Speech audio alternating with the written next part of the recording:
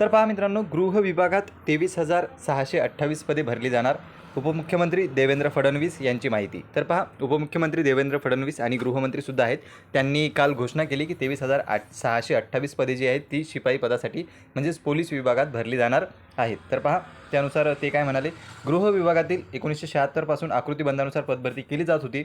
आता लोकसंख्येनुसार किती अंतरावर पोलीस स्टेशन कर्मचारी युनिट असले पाहिजे याबाबत नवीन आकृतीबंध तयार करण्यात आला असून या अंतर्गत 23,628 पोलीस शिपाई पदे भरली जाणार असल्याचे उपमुख्यमंत्री तथा गृहमंत्री देवेंद्र फडणवीस यांनी विधान परिषदेत सांगितले. म्हणजे काल विधान परिषदेत त्यांनी घोषणा केली की लवकरच पोलीस भरती ही होणार आहे आणि ती सुद्धा डिसेंबरच्या अखेरपर्यंत घेण्यात येईल. तर डिसेंबर आपण पाहू शकतो की अर्धा डिसेंबर या ठिकाणी झालेला आहे आणि अर्धाच महिना अजून बाकी आहे. तर त्यांनी सांगितले की डिसेंबरच्या शेवटी ही भरती घेतली जाईल, जेणेकरून ज्या उमेदवारांची वयोमर्यादेसंदर्भात अडचण असेल तीही सॉल्व्ह होईल. तर त्यामध्ये पहा, गृह विभागातील पोलीस शिपाई भरती तातडीने करण्याबाबत लक्षवेधी सूचना सतेज उर्फ बंटी पाटील यांनी मांडली होती. यावर उत्तर देताना उपमुख्यमंत्री तथा गृहमंत्री देवेंद्र फडणवीस बोलत होते.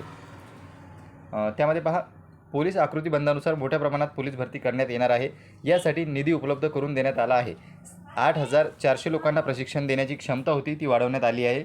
कोरोना काळात अनेक उमेदवारांची वयोमर्यादा संपत आल्याने उमेदवार निराश झाले होते. या संदर्भात गृह विभागाशी चर्चा करून निर्णय घेऊ असे उपमुख्यमंत्री फडणवीस यांनी सांगितले. तर पहा मित्रो, यामध्ये वयोमर्यादेत सुद्धा सूट देण्यात येण्याची शक्यता आहे. आपल्याला माहीतच आहे की कोविडनंतर वयोमर्यादेत सूट देण्यात आली होती.